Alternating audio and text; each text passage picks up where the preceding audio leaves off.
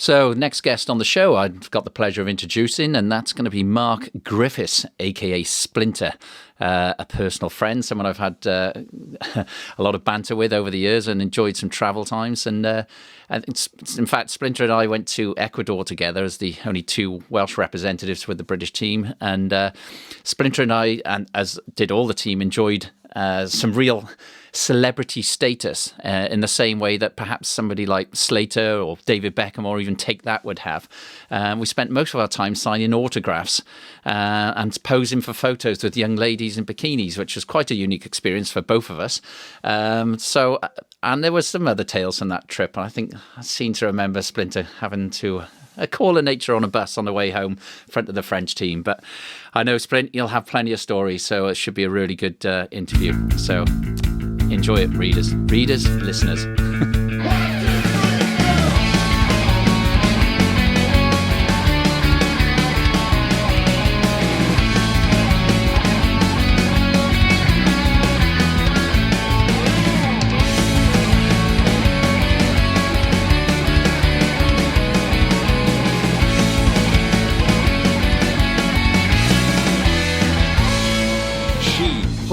Burton. None of them are a patch on today's guest. Port Talbot's acting talent has always played second fiddle to its masters of the sea. And is there a finer example than Mark Splinter Griffiths? We'll hear the joys, the thrills and the mishaps of a genuine Welsh legend. And not only that, can he beat the acting greats at acting too?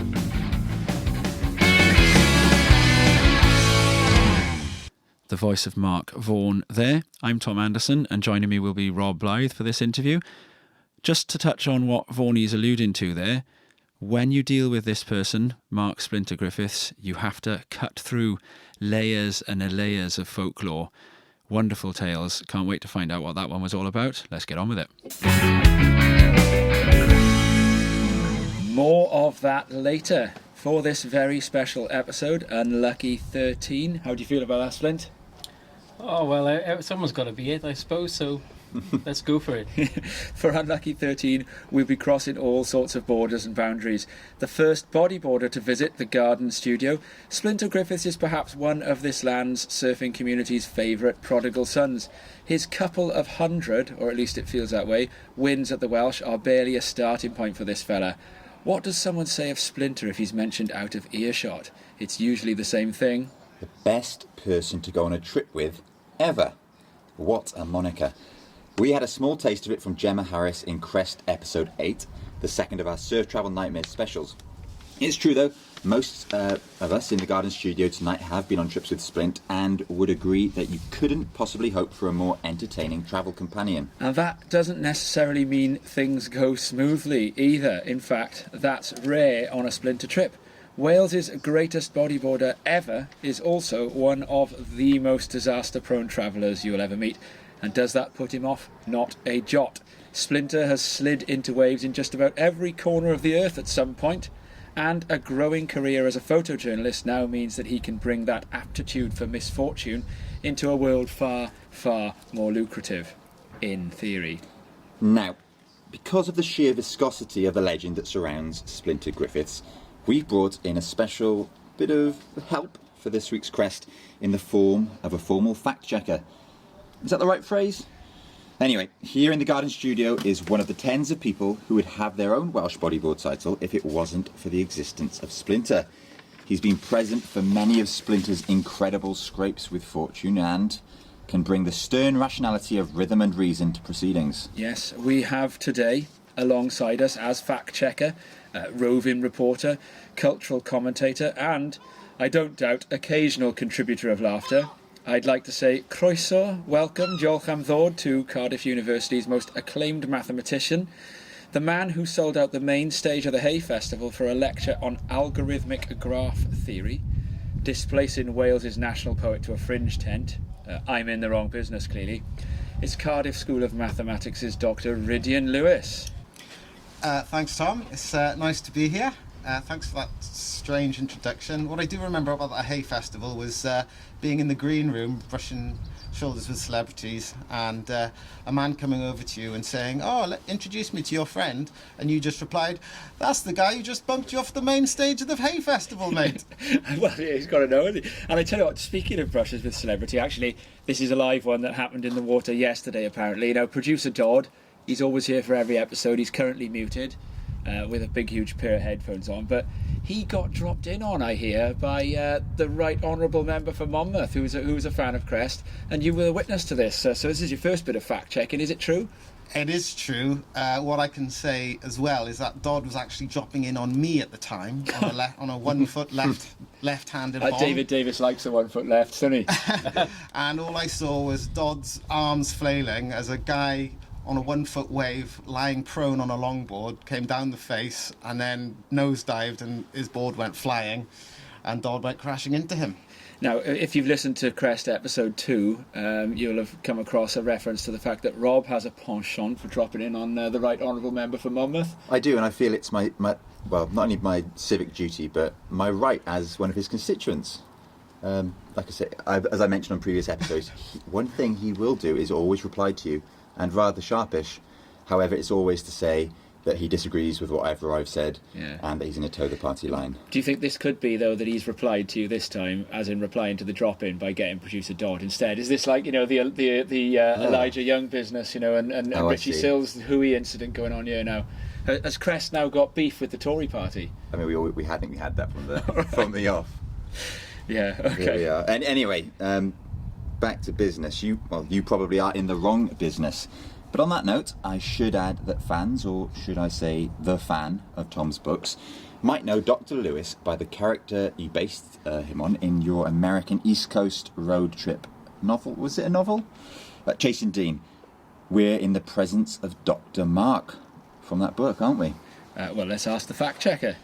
I can neither confirm nor deny that one. Of course, in that book, he's a professor of, what was it, Markov chain theoretics and computational geosciences or something like that. People used to write to me quite a lot, actually, and ask me about the ending for that character, and because it's left up in the air. And eventually I forwarded it to Ryd, and he gave me a predictably rational, pragmatic explanation, like, he probably just went home and started a serious life. Which is not quite what what the muse actually did. Well, I thought, basically, at the end of that book, you were facing a 1,000-mile trip from Maine back to Toronto to go and stay with your mother. And on the other hand, Mark had been given the opportunity to spend a few weeks with some bronzed New England surf goddess. And after having spent a month in a car with you, Tom, I think I know what Mark would have done. Isn't the 1,000-mile road trip to Toronto to stay with a mum the plotline of American Pie? Yes. Right, we have to sue him then for copying it, or were they around before? Anyway, Ryd is here today to, how do we put it, keep it all on the straight and narrow, to make sure that the right stuff gets covered. Ryd, your favourite Splinter tale? Well, the one that immediately springs to mind for me was a couple of days after Splinter passed his driving test, he offered to pick me up from my house in Porthcawl to drive us down to Newquay, and it involved a right-hand turn onto a dual carriageway.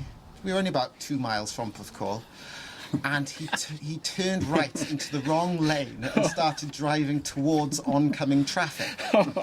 And there was a central reservation, so we weren't even able to swing across into the left-hand lane, into the correct direction. Can I interject here? The original skid mark. The thing that confused me was, I remember Rydda was eating a pasty, so you spitting pasty out of his mouth trying to say something, and then Richie was just in a world of his own. Richie He didn't know what. Yeah, Richie Grove. Yeah. He didn't know what was going on. And then I remember Ryd saying to me, "Do a Yui." And having just passed my test, I didn't know what a Yui was. So, and then eventually Richie was like, "Do a bloody U-turn, you're doing the wrong way of the road." I was like, "Oh, okay." So is that story coming up? Well, it is now. Let's scribble it in. So Splinter's just confirmed that it does appear to be true. So yeah. Oh, okay. What was that? Should we do that again? No, that's all right, don't worry. Okay, now, before we move on to the more serious bit, Ryd is also going to referee a challenge later, isn't he? And Splinter has often been referred to as Port Talbot's fourth most famous person after Burton, Sheen and Hopkins, not Bryden. We think he deserves to place higher than that, and to prove it, he has today agreed to take on one of those other, lesser greats of Port Talbot in a poetry stomp. Where's your money, Tom? Splint or Burton? Splinter all the way. The man has a gift. Well, many gifts, as it happens, and I tell you what, let's talk about the first of them, bodyboarding. Bodyboarding's place in Welsh surf history, it's been, you were sort of, I suppose, the late 90s, early 2000s, like the kind of one of the most dominant, sort of most celebest surfers in Wales. And you were always steadfastly dedicated to the fact that bodyboarding was an athletic pursuit that, you sort of... Yeah. I mean, I did train a lot back in the day, and I did surf as much as I could. I mean, fortunately for me, I grew up in the fantastically aesthetical place of Aberavon Beach, which is twinned with Chernobyl. And and I was literally a stone throw from the sea, so whenever there was any kind of ripple, any kind of wave, I was straight in the water, just trying to hone my skills, essentially. But the thing that, really drove me to kind of compete and be with other bodyboarders was the fact that there was no one in Aberavon that was actually bodyboarding at the time, and I really wanted to travel and spend more time with other bodyboarders, and I think that forced me out of this bubble and then into an environment where I was competing with people who were a lot better than me, especially in Cornwall, and I think that's why I progressed quite quickly.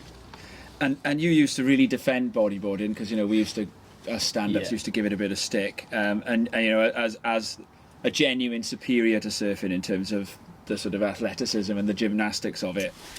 Our art designer George Schofield, all the way through lockdown, has been watching bodyboard movies. He swears by them now. So have you been proved right? I'd like to think so. I'd like to think. I mean, I've always come across the surfers that usually object to bodyboarding. Are usually not very good surfers in the first place. It's from experience, the ones that I've travelled with that are actually great surfers usually appreciate the craft for what it is, in a sense. Because I suppose, we're, at the end of the day, there is a skill involved. There is obviously ability at the top level, and if it wasn't for bodyboarders, we wouldn't have people like Paul Roach that started paving the way for throwing snaps and tail slides that kind of influenced the momentum generation. Yeah. And then you had people. Chris Wan was he? Chris Wan on the stand-up. But also people that the West Oz bodyboarders that started riding these mental slabs, and that kind of influenced people like the other West Oz guys to kind of really push the limits at places like the Right and at Cyclops and stuff. So I think if it wasn't for bodyboarding, I think they kind of go hand in hand. I think there's influence from bodyboarding transitioned over to surfing and vice versa. So I think those that kind of discredit the sport, maybe need to take a look at the values of the sport. A friend of mine, you might know him actually, he's a fellow photographer and bodyboarder, Jack Johns. I know Jack, yeah. Yeah, from down in Cornwall. He was telling me this story about I think they were at Riley's or Eileen's, one of the waves on the west coast of Ireland, and he was getting a load of stick off the surfers, saying, I want to have a go on the surfboard, but he's actually a really good surfer as well, and a few of them didn't know this, and he said, go on, give me your board, and stroked into like the wave of the day on a stand-up, spat out, and was like, there you are, silence, get the bodyboard back. And I've heard similar tales. I've heard Mike Stewart rips on a stand-up, and Canoa McGee is kind of, apparently as well, quite a few of them, at pipe in particular. Canoa competed at the Vulcan Pipe Pro. Is that the one where it's just the Hawaiian crew essentially? Or do you might mean the one in Dahui February? shootout? No, the one in February is the Vulcan Pipe Pro, right? Oh, okay. It was maybe the shootout or the Pipe Pro, but I think he got to like the fourth round, which for a bodyboarder, especially when you're competing against professional surfers, is it's incredible. Is testament in itself, really. So yeah, and as you say about Jack, I mean, I've seen pictures of Jack a few weekends ago surfing Port Talbot, and he was like 6 foot and just pulling into these barrels and getting spat out with like so much style and things. So I think people really undervalue the sport because they think obviously you're just lying down and kicking it into a wave, but there is obviously a lot of skill element involved in. And that's absolutely not the case. I'm going to bring in Ryd here, fact checker Ryd, or whatever, roving reporter, whatever we're calling you. For you as a bodyboarder back in the day, it was about you had access to parts of the wave and sort of pits that the stand-ups could only dream of, didn't you? Yeah, I mean, you and I have talked about this before, Tom. I can remember saying to you once, oh, if I'd started surfing at 14 instead of bodyboarding at 14, I wonder how good I would have been on a surfboard. And I'll never know that question. And I always remember you saying to me, yeah, but look how much time you spent in the barrel compared to me. And it's true. I mean, we had plenty of reef breaks just in our local area here, but, you know, I've surfed in other places as well, like Splint. And, you know, Desert Point, Bingin, for example. shipwrecks, or lacerations, that's the dangerous one on Lombong, and all these, And whereas I've gone over the falls at them all. well, I can remember, for example, surfing Bingin around sort of 2000, 2001 mark. And as the tide, Bingin in Bali, and as the tide drops, it gets incredibly shallow. And all these stand-up surfers, you know, some really, really good, high standard Aussie rippers, were just slowly getting out of the water one by one because they just weren't able to drop into the wave and make that bottom turn. And me as a sponger, as me and 2 other guys out, and we just spent the next hour getting absolutely shacked off our brains. Oh, I tell you what, I'm scribbling because that's a nice little plug for your charge in there, Rid. But I'm just scribbling on my script because I know you have a mishap tale from Bingin, which I think we'll bring in later because there's a surf trip nightmare coming up in this episode, so we'll come back on that. But yeah, I mean, absolutely concur with that. You know, I used to get so jealous of the time that spongers could spend in the barrel. Yeah, same with Rid. I mean, I've been to Bali and I spent time in places like Bingin, in the tree houses overlooking Bingin. I remember getting up at like 5:30 in the morning to paddle out in the dark on the low tide, and it's just such a sucky wave. You could just, even when it's like 2 to 3 feet, which is very rare in Bali, I mean, it's constantly, you know, overhead, you can just park yourself in the barrel for as long as possible. And I think it's you kind of miss that with regular stand-up surfing. Not so much with the pros, because of course they have that ability, but I think, you know, if you're an average surfer, it is quite hard to get barreled and come out successfully. I think there is obviously a knack to it, and I think it's a lot easier if you're bodyboarding, regardless of your ability. I think that once you reach that kind of average ability, then it's quite easy just to park yourself in the barrel for as long as possible. Now, you talk about average ability, but you've already told us about all the hours that you've put in the water to get better and reach those highs of all those Welsh victories. But what was the first sign that you're going to dominate in that? Do you remember reaching a point where you thought, I'm going to win everything? What, in the Welsh or in British? Well, you won competition? Britishes as well. Yeah. British. Yeah, British. I mean, Britishes. I mean, for me, it was, so I had a period in 2002 to 2004 where I didn't lose a contest. 2002 to 2005, sorry. Where fortunately I didn't lose a contest for 3 years, so I competed in the Nationals twice, the British Cup 3 times, and various other contests that they had. They had like the Jesus Pro Classic, the Welsh Nationals, and all these other events that they used to have back in the day at Fistrel and at Port Talbot. So I had that period, and then I just thought I was invincible, and then it all came crashing down when I started getting fat and complacent. I was on your first trip in the Welsh team, and I remember actually quite well that in school we'd all mapped out that we were all having our summer trip to Portugal for the Junior Euros, and we'd planned, you know, like Sagie's qualifying in the under-18s, I'm going in the under-16s, Steve Vaughan's going in this, so we had it all planned out. And then you displaced one of our expected hang on, Matt Hapgood's not going. There's this kid from Aberavon who's managed to I think it was second in the, I can't remember if it was the under-16s or it must have been the under-16s. It was the under-16s, yeah. Bodyboard. And that was the first I ever met of you then. It was like, oh, this is that kid who's here on the trip. And I think actually the Porthcawl boys kind of tried to bully you a bit on that trip, Nick David in particular.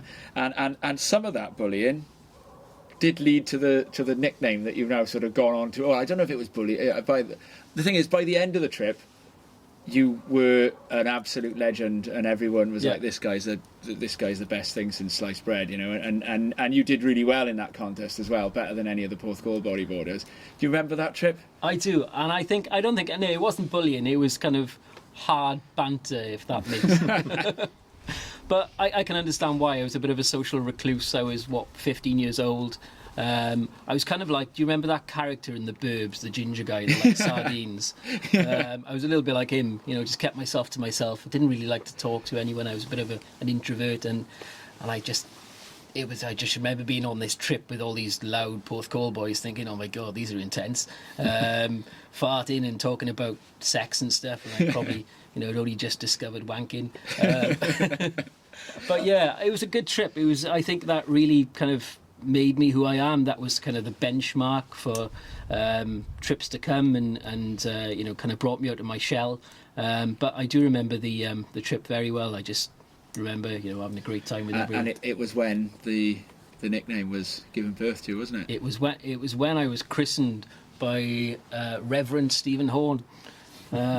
He christened me with the name Splinter, and I can't remember how exactly it came about. So maybe we can get him on and maybe give us an insight into that. But can I interject? Yeah, absolutely. Fact checker. I have two points to make here. Firstly, Splinter, I think you should thank me for that nickname in an indirect way, because the reason you went on that surf trip, you probably don't remember this, but in the 1996 under-16s Welsh bodyboard final, I was there with you.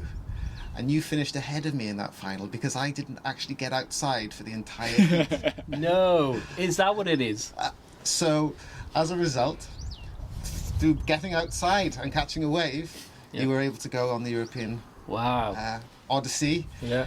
And I also believe the Splinter nickname was something to do with, I think when you were 15 you had sticky out teeth. Yeah, it was. I did have very rat-like features. Ninja Turtles. It was the Ninja Turtles. Yeah. It was a specific resemblance, I thought, to... It was a combination of being... But he's the coolest rat in the history of... Because I remember you, Tom, you were kind of egging me on to have a go at Nick and Steve Horn all the time. You were like, go on, say something to them. And I would kind of, make these off comments to them when they were sleeping, saying, oh, your mother or whatever. And you were encouraging me. You were like the bad devil on my shoulder. And I remember just antagonising them constantly. And in the end, they were like, oh, look at you. You're like a little bloody gerbil around the place, a little rat. And then I think it spiraled from there. They were like, yeah, you're like that rat from the Turtles, the little ginger one. Who's like the hardest kung fu Who's the master hardest ever. Master, essentially. And then you did end up laughing through the rest of the 90s and 2000s then? Yes. Yeah, no, it was, I think, that trip essentially kind of gave me confidence to come out of my shell. And from then I continued to travel with the Welsh team and then with the British team in the early 2000s and continued to compete and just enjoyed everything about it, really. I mean, I went away with yourself, Tom, in Sri Lanka, which was in 2002, I believe. Possibly. I got 3 or 4 2003 in my head, actually, yeah. With the Cromwell 2003, brothers, yeah. I've had many trips away with Ryd as well, to Newquay and to other places. Yeah. I haven't done anything with you, sorry. That's okay. But no, it's just not going to stop him asking you about trips, though. No.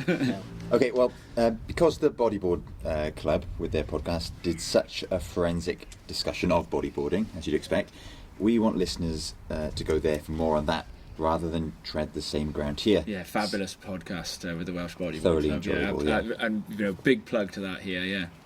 So, Thanks. well, let's talk about travel. So you've mentioned some of your trips, but what was your first big trip? My first big trip, oh well, I mean it would have to be Portugal was the first big trip away with the Welsh team. But my first big trip for me with aside from the Welsh Surfing Federation was I did a trip to Ireland, which Gemma mentioned in the previous podcast. And I'd like to set a few facts straight if I can. Well, please, as I mentioned in that episode, I think we've all heard, I've heard at least 3 different accounts with details differing slightly, so I'd like to... That's why we got a fact checker in the studio. Although, I don't know, you were in a board bag for half of it, so you wouldn't know. Yeah, this is true. My other senses were working overtime. The Splinter senses. The Splinter senses. The ninja senses were working overtime. So a few points that need to be made. So, and I hate to do this, but Gemma wasn't on the trip. Oh, I love it. I'm sorry, Gemma. Dear Gemma. Gemma, you were just living off the back of that trip, taking the limelight. It was an all-boys trip, and I was the youngest person on this trip, and it was the majority of the people on the trip were kind of in their mid-20s, late 30s, and I was only 16 at the time. And basically what had happened, I'll set the record straight here. So we were in a pub in Ireland, and it was 2 days before we were about to leave, and then someone said to me, it was Duck, a good friend of mine called Duck, said to me, he said, have you got your ticket to get back on the ferry? And I laughed and said, no, I don't need a ticket. I said, you just booked us on. He said, no. He said, remember, I give you the ticket. He said, we left, I give everyone a ticket, go and check your bag. And of course, other people said this to me as well, and they were showing these fake tickets, which they had made prior. And I was So this was very well planned. So it was very well planned out. And then I was thinking, oh, actually, I do remember things being dispersed to other people. Maybe I've lost it. So I remember checking my bag and then frantically going, oh my God, I've lost this ticket. What am I going to do? So I went back to Duck and the rest of the boys and I said, right, this is the situation. I've looked everywhere. I can't find my ticket. What do I do? What are my options? He said, okay. He said, let me have a ring. He said, I'm going to ring the ferry company. So he comes back, and obviously he's just been to his room for, just to sit down for 5 minutes. He comes back and he said, right, I've rung the ferry company. We can get you back on the ferry. It's going to be an extra £600, or we've got another option. And the other option is, and I don't know how you feel about this, but I think it'll be okay. We'll smuggle you back. We'll put you in the board bag and we'll put you through customs. How does that sound? And as a 16-year-old, £600, it's not a no-brainer really, isn't it? So I went with the board bag option. And then, cut a long story short, we arrived at the ferry port. I was in this board bag, this long board bag, lying as flat as I could. And then the van stops. And then I hear someone get out, which I understand now was one of my friends, Jock. And he walked over to a parking attendant who had a high visibility vest on. So he wasn't even a customs officer. So he walked over to a parking attendant and he said, listen, mate, we've got this boy with us. We're winding him up. We've got him in the van. He thinks he needs a boarding pass, but we've already paid for the ferry. Would you mind pretending to be a customs officer and just rummaging around the van? And he said, yeah, that sounds great. So he gets back in the van and van starts driving along, and then all I can hear is the boys going, right, shh, Splint, we're arriving in customs, they're going to check the van, so try and be as still as possible. So literally my heart is beating out of my chest, I'm trembling, and then I hear the van door open, and he said, right, I'm going to have a look round in here, boys. And then I can hear the boys going, shh, shh, be quiet, he's coming. So I'm sitting there as still as possible, and then I feel this hand kind of pushing the board bag, and he's working his way up, and eventually he's poking my face, and then he says, what's in here? Who's in here? There's someone in here. You've got someone in here. And then he opens this board bag up, and there's my terrified face, and literally there's a million things going through my mind. So he marches me out of this van, down the middle of this aisle where all these cars are kind of stopped. And then he says, right, oh, you're in a lot of trouble, boy, you're in a lot of trouble. You're going to go to prison for this, an Irish prison. And I'm literally that close to wet in my pants. So at the last moment, I try to bribe him with a £10 note. And then he bursts out laughing. And I look back and I can see all the lads outside the van, literally in stitches. And that's the actual fact. That's the I true want to check story. one bit of it. Is the bit about putting your hands out to make a fin shape in the board bag? I true? did do that as well. Oh, brilliant. Yeah, well, I had to make it look authentic. So we talked earlier about Indonesia a little bit. So you've surfed over there. Tell us a little bit about that. What sort of waves did you surf? What sort of barrels did you get? Yeah, well, it's just flawless, really, isn't it? It's probably the most perfect place you can go for surfing. I mean, the what they call it, the roaring, the Roaring low 40s, the roaring yeah. 40 is the low pressure system where you're guaranteed offshores for 6 months of the year. Oh, you mean the trade winds The from trade Darwin? winds, Yeah, and Bali, Star, yeah. But yeah, it's just, I mean, it's, you know, there's so much variety there in terms of the amount of waves that you can surf. I mean, especially if you're, you know, if you're a surfer, if you're a goofy footer, you're loving it. But I mean, for me, I just love spending time around Padang and surfing Bingin and even Uluwatu. You know, it's a great wave, especially that inside section on Ulus. And also going over to some of the other islands. I didn't get to go to, I went to Nusa Lembongan and surfed, you know, shipwrecks and lacerations. I'd love to return though. I mean, I've only been twice. So I'd love to do another trip and surf, maybe more of the outdoor Well, they're islands. a rarity, aren't they? The ones on New Slembourne, because there's actually a couple of rights there. You've got lacerations and shipwrecks. And after surfing lefts for so many weeks on Bali, suddenly a right can feel a bit strange. It does, massively. And people don't think this about bodyboarding. They think that there's no kind of preferential way that bodyboarders prefer to go, because essentially you're doing the same manoeuvres. But there's definitely a preference. I mean, I don't know what it's like for you, Rid. Did you prefer going left or right? Yeah, I always preferred left. I always used to drop knee on rights and then prone on lefts. Yeah. So when I was 19, just before I started university, the year after I left school, I don't know quite the thought process involved, but I suddenly thought I'd be okay travelling to Bali by myself. So all of a sudden, I'm in Bali, 19 years of age, don't know anybody, desperate to make friends, lacking self-confidence, but surfing 3 times a day. And after about a week of surfing around Kuta, I started hanging out with a couple of New Zealand guys, bodyboarders, and they said, "Oh, come out to dinner with us this evening, and then we'll go to the Sari Club." This was the local hangout at the time. Now, sadly, no longer there because of the Bali bombings. But yeah, at that time, I was trying to impress people, and when one of the guys was this bodyboarder, he was this big New Zealand Maori guy from Dunedin in the South Island, and I was trying to impress him. So he was saying, "Oh, us Maoris, we can drink," and I said, you can't drink like a Welshman." So we sat at the bar, and we had a sort of a 3-pint downing competition or something, and had a little crowd around us. And I staggered off to bed about 2 or 3 in the morning. And I remember, before going to bed, promising them, "Right, boys, we'll all get up in the morning, 5 o'clock, and we'll all go to Bingin. I haven't been down to the peninsula yet. We'll surf Bingin." "Yeah, great." So all of a sudden, there's a minibus outside my hotel at 5 o'clock the next morning. And I checked with these Kiwi guys in it, so we jumped in and went straight down to Bingin. And of course, Bingin was a real step up to any wave that I'd ever surfed before. Yeah.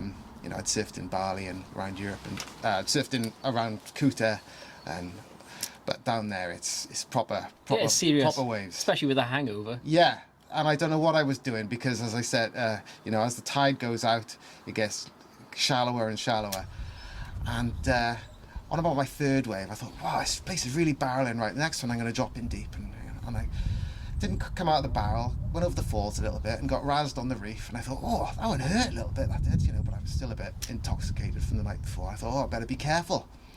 But of course, the adrenaline and the enthusiasm got the better of me, and on the next wave, I sucked over the falls again, and I was totally pulled across the reef. My rash vest was ripped off me in two, my board shorts were torn up, and I just remember staggering up the reef, walking in ankle-deep water up the reef, and I had a big gash on my shoulder, about 4 inches across my shoulder. No. And I thought, "Oh my God, that's it, that's no surfing for me for a few weeks." And I can remember then in one of the warungs, one of the tree houses on the cliffs, and asking a local there, "Do you have any antiseptic?" And one of the Kiwi boys actually had some hydrogen peroxide in the in his board bag. So a little crowd gathered around me as they started dabbing hydrogen peroxide. One of surfing's greatest spectacles. And of course, when you put hydrogen peroxide into a reef cut, it fizzes. It fizzes, yeah. It fizzes. It's like emptying a fizzy drink onto the floor, isn't it? It's just... And I think I nearly passed out with the pain. I But of know. course, that was a week and a half then of me sitting around Kuta Beach, not being able to surf, waiting for my wounds to close up. That's Practicing a good drinking. story. Yeah. Practicing my drinking. I think anyone that's been to the tropics has experienced that pain at some point. As you were talking there, I was thinking about quite a funny story from Bali, and I always found Bali a really bizarre place, because you got, where the waves are is quite rural, and there's just tree houses and there's not really much around. But then Kuta itself is a bit of a mad place, isn't it? I remember going to Bounty one night, and there was a monkey tied to the bar, and then there was this guy just doing laps of the dance floor in a moped, and I was drinking out of this massive fish bowl. God knows what had in it. One night that me and my friend Scott went out to Bali, and one night we'd been surfing all day, and he said, "Splint," he said, "I'm just going to turn in for the night, I'm knackered." And I was, "Come on, man, let's go and get some drinks." He's like, "No, I'm really tired." I said, "Okay, no worries. I'm just going to chill by the pool." So I was sitting by the pool, and this Aussie bird came up to me, and she was like, "Oh, hi, mate." I was like, "Yeah, how's it going?" "Yeah." And she was like, "Oh, you going for a drink tonight?" I said, "Yeah, I might do. I might have one or two." She said, "Oh, you should have a Fanta milkshake." I said, what's a Fanta milkshake? She said, you've never tried a Fanta milkshake? There's a knowing look on Rob's face at this point. Rob knows what this is. Well, I've heard about that, yeah. And I was like, no, I've never tried one. She was like, I'll take you for one now. I was like, okay, cool. So we walked down in between Poppies 1 and 2 down this really seedy lane into this house, and there's this woman that looks like she's 150, and she's got this blender, and she's putting all this stuff into this blender. And I remember this Aussie girl saying, nah, put more in. And the woman was like, no, too much. And eventually she pours this stuff into these 2 shakes, which is this brown gloop. And I start sipping it, and I was like, oh, it does taste like, a little bit like an orangeade or a Fanta. She was like, yeah, that's where they get the name from. I said, what is it? She said, oh, it's just a herbal drink. So I downed the thing, not knowing what it is, and then she told me, oh, that's magic mushrooms, you nutter. So we sat on the beach. We just sat on the beach, and she was still sipping hers. And I remember looking up at the sky, and I could just see a shooting star, and I was like, oh, whoa, wicked. There's a shooting star over there. And then within about 30 seconds, like all of the constellations, all of the stars were going back and forth. And I was like, whoa, I got to get up, I got to go home, there's something going on here. So I started walking up Poppies 1, which turned into a river, and I was trying to pull the children off the road, thinking they were drowned. Eventually I got home, and I remember my friend was in bed, and I was in a real bad state, and I was like, right, I need help. So I just remember staring at my friend's face while he was sleeping, just kneeling down, looking at his face. And I could just see him sleeping. I was thinking, please wake up, please wake up. Eventually he opens his eyes, kind of jumps back. He's like, Splint, what are you doing? I was like... Producer Dodd's incapacitated with laughter. We've lost one man down. He said, Splint, what are you doing? I was like, man, I'm in a bad state. I'm seeing some really bad shit at the moment. He was like, you've taken mushrooms, haven't you? I was like, yeah. And he was like, do you need a doctor? I was like, yeah, call a doctor. So he goes to reception, and he comes back, which seemed like an eternity. It was probably only like 5 minutes. He's like, right, I've been to reception. They'll send a doctor, put you on a trip. They'll basically just flush your system with water, but it's going to cost 100 quid. And I was like, oh, okay, just help me through it. Don't worry about the doctor. And eventually I fell asleep on the floor in the shower. Goes a long way in Bali in those days, 100 quid. It does, yeah. It's classic. Do you know, I was going to go from there to ask you about some of the big trips you've done for Worlds contests, but, I think compared to all of that, just like, well, I was in the blue for this heat, and then I was in green for this heat, and then I was in red for the next heat, it's probably not quite going to stand up to it. But, have you been anywhere interesting? We'll ask you to hold off on Ecuador, because I know Vaughnie mentioned that in our intro. Any trips done with British teams to anywhere interesting as well? South Africa was a great one, to Durban, which was amazing. I mean, just such a hospitable place, but also quite a scary place as well. Sometimes on these trips there can be a sense of hierarchy, can't there, with more senior members of the teams holding court and newbies having to be careful. I was just wondering where being a bodyboarder comes into that dynamic. You'd often won more than anyone else in the team, but I often found that us bodyboarders we could access much gnarlier waves, but did you feel in a position that you were looked up to by stand-ups, or did you get stick? Was there like a second-class citizen thing? You guys probably went to Cave Rock on that trip or something. We did go to Cave Rock, yeah. And I'm sure you'd have had the upper hand there, so, for example. Yeah, well, we went to Cave Rock, and it wasn't particularly big. It was only like 3 foot, maybe 4 foot in a set. But I just remember the power is kind of like a backdoor wave, isn't it? It's just basically breaks on that shelf. But I remember being out there when there was another bodyboarder there, and I ducked out of this wave and my hands scraped on the reef, and as I came up all my fingers were bleeding, and this guy was just looking at me for ages, this South African bodyboarder, and he was like, why are you still in the water? I was like, what do you mean? He's like, this is a sharky area. He said, you need to get out. You're bleeding. Yeah. Of course. But no, I mean, in terms of hierarchy, I mean, especially with like the British team, I think there's always a real strong camaraderie in the team, and everyone kind of supports each other.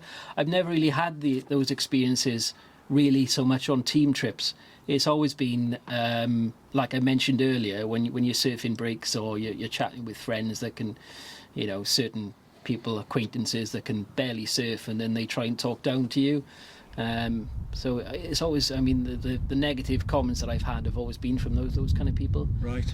Interesting. So you mentioned, you surfed for the British team, and you've also surfed for the Welsh team. So I just wanted to bring up something about Wales and Welsh culture. So specifically the language. My kids go to Welsh school. They speak Welsh. I learnt Welsh at night school. But you're a native speaker, aren't you? I did go to a Welsh school, yes. And did your ability to speak Welsh ever open doors for further surfing coverage or recognition? I did do a few interviews with S4C. I did one with Alex Jones, who's now the presenter of the One Show. Yeah. And we did I can't remember Alex Jones. Alex Jones. Friend of the show. Yeah, and I can't remember the name of the show, but it was in the Avon Lido, which was in Port Talbot, and I remember that the crew turned up about 40 minutes late, so it was me and Alex chatting for a while. So I think we could have had a thing if we'd had a little bit Intentional, longer. perhaps. Potential, yeah. Yeah, you could have taken her to see the sights of Aberafan. Yeah. She could have been your Elizabeth Taylor. I'd like to think, because of that interview, that's why she got the job on the One Show. Who knows? Yeah. Yeah. That's a good point. Yeah. Harry Cromwell, we've established on Crest, is the reason Jeremy Flores won a Pipe Masters. And Splinter is the reason Alex Jones presents the One Show. Yeah, Yeah. I'm responsible for her career. Wow. Yeah. Well, you are a legend, and Splint has gone on through the looking glass of history to be seen as one of the country's favourite figures, one of the all-time greats. Such status, however, is only achieved by those who can bring more to the table than merely being a fantastic wave rider. The second line of our national anthem makes it clear that we hold certain skills paramount in forging Welsh identity. Gwladbariaeth Acantorion Enwogion Ovri. What does it mean, Splint? What do you think it means? I'd say it means land of famous poets and singers. I would say it means the same by looking at your script. That's some quality Welsh school there. Peeking behind the magician's cloth. And I've heard that you are indeed in possession of such abilities on top of your legend as a waterman. Is that true? Well, so I've heard. I'm a bit of a storyteller, but I don't know if I can hold a claim to the greats of Port Talbot, such as Burton, Sheen, Wow. Hopkins, Captain Beanie. As we said, Ryd is here for more than just fact-checking. And I can confirm from what we've just been hearing that you are a fabulous storyteller. In fact, I want to go back for a second. At what point are you being led down this alleyway by this girl in Bali and she's saying, let's take this weird brown gloopy stuff? At what point did that start to seem like a bit... It didn't seem like a bad idea at any point. There were no alarm bells ringing there. Well, no, I was single. I'd had like 6 pints, and she was Australian, and she was wearing a skirt, so... I think if an Australian girl had come up to me at that age in Bali and said, hey mate, come with me and have one of my milkshakes, I think I would have gone too, Splint. She could have led me into the depths of Basra, and I probably would have followed her. Fancy a route? Well, I tell you what, if she had said that to you, Splint, you never know. She might have been a well-educated girl who knew her classical theatre, because in Macbeth's pal Banquo does in fact say to him about the witches, were such things here as we do speak of, or have we eaten of the insane root that takes the reason prisoner? And that's actually a reference to magic mushrooms there. Now, of course, this is the one time we've got the swear jar. I'm not allowed to talk Renaissance theatre, and Rob is not allowed to talk France on this show normally, but we're about to go there, so I thought it might be all right to bring that in here. Ryd is here for the purposes of arbitration, and we not only we now have a very special feature to enjoy here on Crest, which Splint half knows about. It's time for the inaugural Crest Poetry Stomp, because of course that word in the national anthem, glad bear, the word bard, the bard, it's a Welsh word. It's from the Eisteddfod, isn't it? And Ryd is now going to referee a very special battle, and for it we have found somebody else from Port Talbot, another Hall of Famer who has agreed to call in to Crest briefly for an appearance here, albeit one of a lesser note than Splint. Ryd, over to you. Thank you, Tom. Yes, welcome, ladies and gentlemen, boys and girls, to Splinter Griffiths versus Richard Burton, the Hollywood great who did indeed hail from Pontrhydyfen, only just down the road. He has provided us with a series of poetry readings from beyond the grave. And there, on the page in front of you, Splint, is your own copy. A contentious issue. This has divided opinion for nearly 2 decades, but we're going to settle it once and for all. It's time to find out. Who is the best voice for verse in Port Talbot? Now, first, we're going to do a coin toss. Splint, heads or tails? I'll let Burton decide. Head. Okay, let's toss the coin. Oh, it's tails. Right, Oh. Splint, do you want to go first or second? I'll go second. Right then. Yeah, Rid, you here we have the challenge. We've got them. Here are the texts. This first one is Under Milk Wood, and a pretty decent way to kick off. Richard, would you like to go first? To begin at the beginning. It is spring, moonless night in the small town, starless and Bible black, the cobbled streets silent and the hunched quarters and rabbits wood limping invisible down to the slow black, crow black fishing boat bobbing sea. Thank you, Richard. Yeah, you've still got it. Right, Splint, would you like to go? To begin in the beginning. It is spring moonless night in the small town, starless and Bible black, the cobble street silent and the hunched quarters and rabbits wood limping, invisible down to the slow black, crow black, fishing boat bobbing sea. Okay. Oh, I was laughing Tom, too much back then. Splinter. Eddie agreed to go second. You did. You Yes. were second. Yeah. God, choosing the pressure, isn't it? Splinter. Yeah. Gotta be Splinter. I'm sorry, Mr. Burton. Right. There was an element of fascio at the end. I spotted that. Yeah. Well, Yeah. intertextual homage to current contemporaries, of course. Yeah, very good. Okay, so the next one is Rhyme of the Ancient Mariner. Mr. Burton, would you like to go? Water, water everywhere, and all the boards did shrink. Water, water everywhere, nor any drop to drink. The very deep did rot, oh Christ, that ever this should be. Yea, slimy things did crawl with legs upon the slimy sea. Thank you, Mr. Burton. Fantastic. And Splinter. Water, water everywhere, and all the boards did shrink. Water, water everywhere, not any drop to drink. The very deep did rot, oh Christ, whatever this should be. Yes, slimy things did crawl with legs upon the slimy sea. Excellent. I think I lost that one. I think I could. I tell you, Are you been walking off here? slip, I You've think. taken a snick off your bat, have you? Yeah, I think that. Elizabeth Taylor is standing over there and she's looking at me, giving me the evil Yeah. eyes. I think if we don't give Richard a point here, she's going to be very Although upset. Alex Jones will probably get her in the car park if she's in your She camp. probably would. Yeah, so what do you think, guys? Oh, let's give it Burton then. Burton, It keeps then. it exciting. It's Yeah, tied. Burton It's needed tied. that one. Okay. Okay, we're going to go gloomy for a minute, although I suppose the other ones are quite depressing as well, aren't they? This one, Splint, Tom tells me, although it means nothing to me, is hallowed territory. Now, let's see how the Port Talbot legends get on with this one.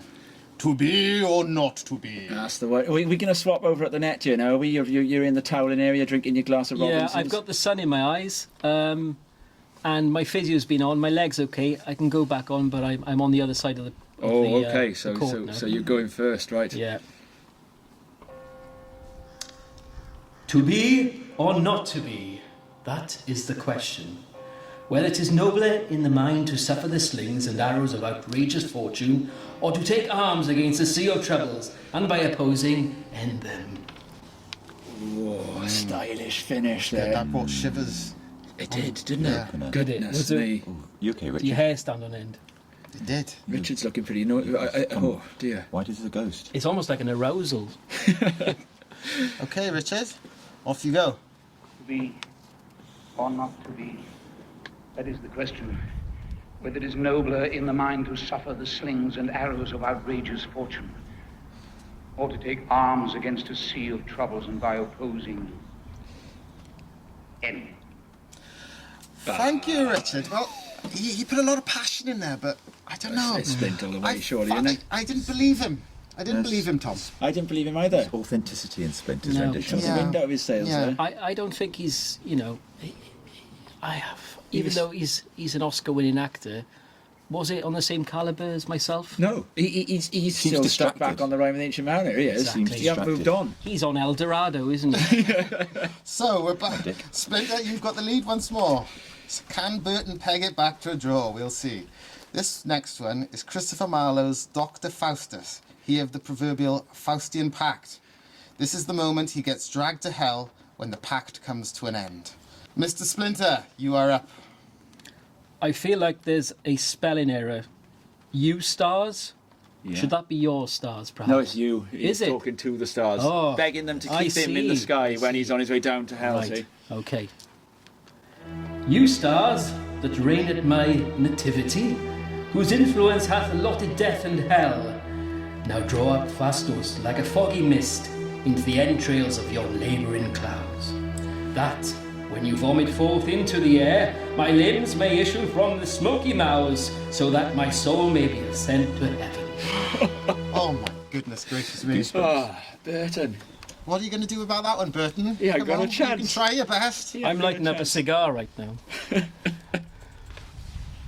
You stars that reign Oh, in my now he nativity, reaches for the backing whose music, eh? influence hath allotted death and A bit hell. late in the game. Now draw up Faustus like a foggy mist into the entrails of yon labouring clouds, that when they vomit forth into the air, my limbs may issue from their smoky mouths, so that my soul may but ascend to heaven. Well, what do Sorry, you think, Burton. guys? I think it was a bit rushed. Not a I know I patch. shouldn't comment on this, but He's it up was tempo, almost like isn't he he? needed a poo. It's just. It's You're right. You're or right. perhaps a wee. Well, It was all out I of can David say Cameron's is, speech book. Mr. Burton, Elizabeth, thank you for coming in. It wasn't your night tonight, but you've had a good day out. They're already And, getting in the there's a car. taxi waiting for you outside, so see you again sometime. Alex Jones can stay. 3-1. You've smashed him, Splint. Cheers, guys. How do you feel about that? Was that the biggest scalp of your career? I think it was, yeah. I think after you, Rid, I think that's the biggest scalp of my career. Fewer goals. I think Burton struggled to get outside there. Yeah. I think he was stuck in yeah. the whitewash for a while. I know the feeling. Pure gold, Splinter. Congratulations. And that was a pretty formidable opponent. So thanks for coming on. Crest too, Richard. He's already in the car. He's off. Anyway, we'll keep our own Port Talbot legend. As we mentioned, trips to the Worlds earlier, and as you know, Vorney, when he knew you were coming on, wanted to introduce you. And his intro included the following, in reference to a British team trip to Ecuador, in which you two were the only representatives from God's land. He said, Splinter and I enjoyed real celebrity status in the way that perhaps Slater or David Beckham, or even Take That would have. We spent most of our time signing autographs and posing for photos with young ladies in bikinis, which was quite a unique experience for the both of us. And is also what Vorney describes as the call of nature on a bus, with Splint having to go in front of the entire French team. You able to elaborate on that? You looked a bit confused, actually. I at was. mention of that. I don't think this was me. And I'd like him to elaborate on that story. I remember the fame. I remember signing breasts. But In Ecuador. in Ecuador. So what was that all about then? Just they Well- were fans of Welsh bodyboarding, were they? They were just fans of surfing, I'm assuming, but it was like a 10-to-1 ratio, women to men, and there was just women in bikinis everywhere, and literally people were sitting on your laps asking for autographs. It was literally like heaven on earth. It was like going down Rest Bay, taking away the chavs, leaving the women, and then they were all just coming and sitting on your lap. But I can't remember that bit on the French bus. Oh, right. And maybe I exposed myself. Was I drunk? Did he specify that? No, we'll give Vorney a right to reply. Well, I we suppose. will, and I think that we've got now 2 sort of follow-up episodes. Well, no, in fact, 3 follow-up. Splinter has contradicted Gemma Harris, Yeah. Mark Vaughan. So I'm just looking through the Crest book now to see what date we got Gemma Harris's interview episode booked. So we'll, and then of course Burton is now going to have his people in touch with us, asking if he can come on again as well, isn't he? Oh, I think he's had enough. I'm not sure I like all these people spreading lies about me. Yeah. Okay. Now,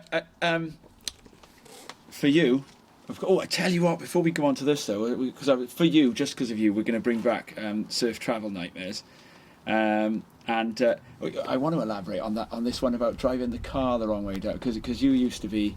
I remember this deadly in the car. You know, it was a kind of, you know, there was the famous Splinter special route. You know, where we were going somewhere. You know, no road maps, no sat nav in these days. You just drive us somewhere and work out how to get there. It would normally take about 4 hours extra, wouldn't it? I remember when I used to first travel down to Cornwall by myself. I would literally look at the map the night before, get a piece of A4 paper and some blue tack, and then write down M4. A30 and go on that this junction, and then follow it down towards Newquay. And those used to be as sat navs back in the day. But yeah, the wrong way down the dual carriageway. I did realise my error as soon as Ryd started spitting out his pasty, trying to get out his words. I realised something was seriously wrong. And it's quite hard to say, pull onto the grass, Virg, as quickly as you can, we're going to die, with a mouthful of pasty, without spitting it everywhere. We got a few more coming up after this, but for you, because of your importance, and we actually spotted a particular name of note in our inbox, we were going to bring back Surf Travel Nightmares for a minute now.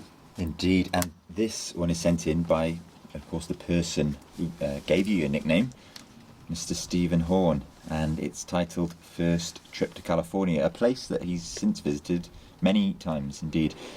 So here he goes. I had always dreamed of a surf trip to California, so peeking out from behind a motel curtain whilst two gang members shot across the pool at one another was not what I had in mind for my first night in the Golden State. The flight went very well, £199 with New Zealand Airlines, who dutifully ensured my 17-year-old body was kept well hydrated throughout. When we picked the car up, things started to go downhill. We managed to negotiate our way onto 6 lanes of traffic on the 405 South, and thinking we were clever, inched across to the carpool lane, which enabled us to cruise along smugly for the next 20 or so miles. That was until we spotted our exit in about 400 yards. A quick and poor decision was made by the driver, who decided on a very sharp turn to the right, across 5 lanes of traffic, which resulted in nudging into a truck pulling a trailer full of canoes. Luckily, we made our exit, but felt slightly guilty as we zoomed away from the scene at great speed, only to look in the rearview mirror to see the whole freeway come to a standstill as the canoes started to drop off one by one. Can we confirm, your fact checker, was Splinter actually the driver of this car at this point? Possibly. Ford Ninja Turtles.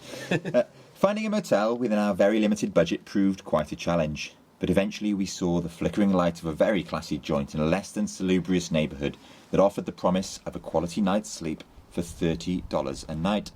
Result: the motel owner was the walking, breathing image of Homer Simpson, complete with white vest bursting from his jeans. Being massive Simpsons fans at the time, we took this as a good omen. However, it wasn't long before we were roused from our twitchy pre-sleep by the sound of gunfire, and at very close range. A trip to the window revealed a shooter on the balcony of an adjacent room, and a second young man with a blood-soaked motel towel around his arm, holding a gun to a bikini-clad woman's head.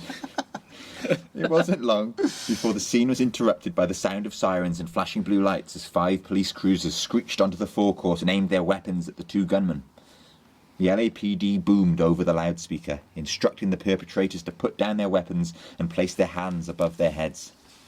Fortunately, they did, and were promptly cuffed and removed with devastating efficiency. Throughout the incident, Homer Simpson could be seen at the window of his reception desk, not even glancing up from his newspaper as the drama unfolded. He was listening to an episode of Crest, probably, wasn't he? Yes, yeah. Of course. And with this in mind, we made a snap decision to Scarpa at dawn the next day. Joining the freeway south, we kept going until we decided it was the best to exit before we ended up in Mexico. We turned off at Encinitas Boulevard because one of us needed a wee. And this is how we happened to find Moonlight Beach in Encinitas, where we fell in love with California. That's a nice ending. That's a lovely ending. I have to Thanks, say, Steve. because of Mr. Stephen Horn, I have been to Encinitas myself and surfed those very beaches, and they are very nice. And speaking about law enforcement, Splint, I believe you had a nice an unfortunate mishap in New Zealand a few years ago where you were robbed, is that right? This is true, yes. A delightful incident that has scarred my memory for many years, but talking about it on a show like this can give you absolution for it. It's quite therapeutic. Shame, I mean, I think this is the first time I've talked about it openly to to other people. So I think this is like a therapy session for me. Yeah. And Closure. Closure, yeah. I can put it to rest finally. Until loads of people write in Put with it their to own Crest. versions of the But story. they start things like writing that, in and then asking me about it for the rest of my life, like the board bag incident. But basically, we bought a camper van in New Zealand. And the reason behind that was we were going to stay in this camper van. We wouldn't have to pay for hostels, so we invested into this camper van, slept on the beach and surfed our guts out. And then we came to a time that we thought, right, let's go to Auckland, we'll sell the camper van and we'll use the proceeds to fly onwards to Australia. So we parked the camper van in this car park in Auckland for what must have been about 20 minutes while we went into the town just to have a look around, came back and the thing had gone. Completely gone. I had my wallet with me and my mobile phone. My other two friends had left their wallets and their phones in the van. So we rung the phone that was in the van and these guys answered and these Maori guys were like, yeah, we've got your van, there's nothing you can do about it and we're going to sell all your stuff as well. And that was that. Wow. Yeah, great incident. But then, so we were like, okay. So they were taunting you?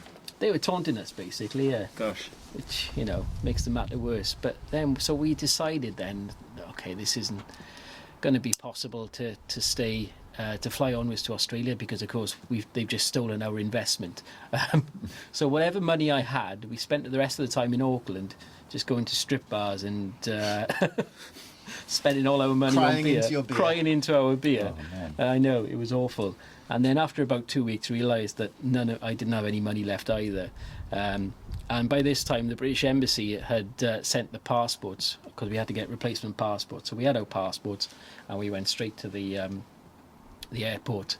And we said, right, we need return flights. We've got our flights booked, but we need them rescheduled. They said, we're really sorry, but the next flight, available flight, isn't going to be for another 3 weeks. They said, however, you flew via South Korea on the way here, so you've got more chance. We can send you on a flight to South Korea, and you've got more chance of getting a flight out of the South Korean airport back to the UK. So we listened to these airport staff, and we caught a flight to South Korea, and it transpired that there were no flights available for the next week in this South Korean airport. However, to make matters worse, they had a no sleeping policy. In the airport. Soul destroying. Absolutely soul destroying. So basically, whenever you started to fall asleep, these gentlemen would come round and nudge you with the bayonet of their rifles. I mean, this is basically this is an extraordinary rendition then. This was basically... Yeah, that's what it is. It's a torture method. It's Midnight Express in an airport, basically. That's the only way I can describe it. So you start to fall asleep, and then they nudge you with the bayonet, their rifles, and say, get up, you know, you're not supposed to sleep here. I think at the most we managed like an hour, because one of us would watch out for the guards and then alert the other person, oh, quick, they're coming, you need to get up, and we'd kind of try and move to another area. So after a week of just being sleep deprived and just absolutely knackered, we managed to get a flight to France, and we flew into France and then caught the tube to London, and then London back to Cardiff, and that whole ordeal took about 9 days. Wow. So it took me 9 days to get home, and a week spent in the airport in one pair of clothes, coming back crusty. It wasn't a good experience. Ah, happy days. So that was back in 2002. You're now living in Cardiff, working as a photojournalist.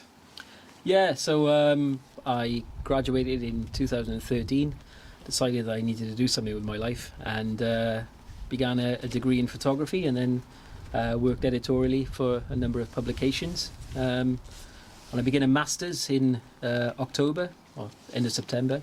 I don't know whether that will be virtual or on site yet, but I'm looking forward to that, and with potential maybe going into teaching afterwards. Brilliant. Well, Excellent. What sort of things have you been taking? You know, any sort of standout photography projects that you've carried out during that job? But yeah, I completed a project which I entitled "A Swim into the Wild," which is essentially about cold water swimmers and the focusing on the benefits of swimming in cold water, and obviously the mental health attributes and obviously the physical attributes of what cold water does and natural flowing water does to the body. So the project focused on a group of swimmers throughout the country, all the way from Pembrokeshire towards in West Wales, of course, and then down to the Henley-on-Thames near the Thames River. Obviously in the Thames River. Oh, Jesus Christ. It can't be Henley under Thames, mind you, with some of the wet weather we've been having lately. Yeah, Henley-on-Thames. Right, okay, yeah. Do you want me to start that again? No, you're all right. That's fine. Yeah, and then on to Henley-on-Thames. And it was just, I spent a year with swimmers, swimming around the country, and created a body of work that focused on, obviously, the reasons why they swim outdoors. And it was something that I could maybe relate to myself, because I'm not sure where you guys get it, but once you've been for a surf, you get this almost like this afterglow feeling, don't you? Yeah, from the cold, yeah. Well, not just the cold. I mean, for me, you know, when I go surfing, it kind of washes the world away, and you come out feeling happy and elated, and it's almost like a euphoric sense. Yeah. Once you've been surfing, it releases these endorphins which are proven to, you know, stimulate the brain. And Do you know, it's funny, I was involved in a project a couple of years ago to try and to experiment with Welsh translations of some of the surfing terms, and I ended up meeting this poet, a Welsh poet, and we were talking about what might be a translation for stoke. And we all sort of take it for granted, you know, but he said that, we took him surfing first for him to feel it, and he was saying, he was saying that stoke as in like stoking a fire, but he was saying it feels like you're freezing cold and your body's freezing cold, but there's like that kind of warmth or the fire or the stoke is within you. And it was really interesting just to hear like the way another language was brought into making it suddenly observing this kind of meaning to the word stoke that I hadn't thought of. I suppose those guys feel stoke as well then, do they? yeah, I mean, that's exactly right. I mean, when you watch their faces, when they're actually in the water itself, it looks like pure pain, and it does look really like an uncomfortable experience. But when they come out, it's that after feeling, and that seems to, for them, especially a lot of the swimmers that I photographed, suffered with things like mental health issues, and some of them experienced, you know, loss of loved ones, etc. And for them, they had this kind of euphoric feeling for the rest of the day, and it, you know, helped them kind of overcome the troubles that they'd faced in their lives. And it's something, you know, that I kind of feel myself when I go surfing. I mean, when you have a really stressful day, and you go for a surf, even if it's 2 foot slopped on Rest Bay, you just feel that sense of something's been lifted off your shoulders.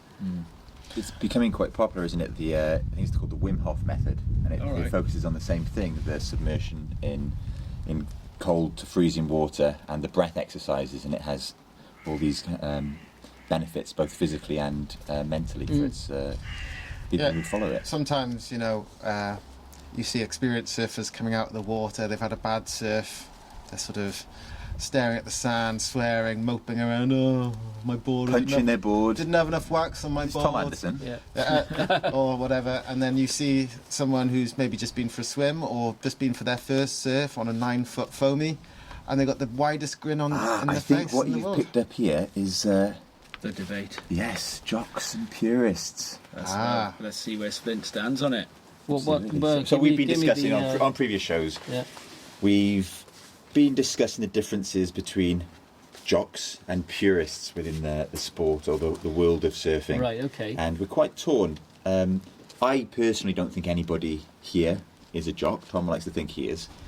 However, as I said, Tom likes to think he is. So in coming weeks, we're going to be having in 2 episodes' time, we're going to be having the big debate, jocks versus purists, and we've roped in some special guests for the show. Should surfing change to become more kind of Olympian? Well, this is interesting because I've always considered myself more of a jock rather than a purist. I've never been into Do you look at your trophy cabinet from time to time? No. Walk up and down it, look at it? I don't. No, my trophy cabinet is in my mother's attic. What's jock about you then? Well, for me, I've never been into the surf lifestyle. I don't really wear many surf clothes anymore. So it's a sport for you. And for me, it's more about the athletic side of the sport. I mean, I like the way that the sport is progressing. I know that some will debate this, thinking that surfing's kind of lost its soul. And it's, you know, you see these major sponsors which have got on board, like Nike 6.0 and, you know, all these major companies that are starting to invest into surfing.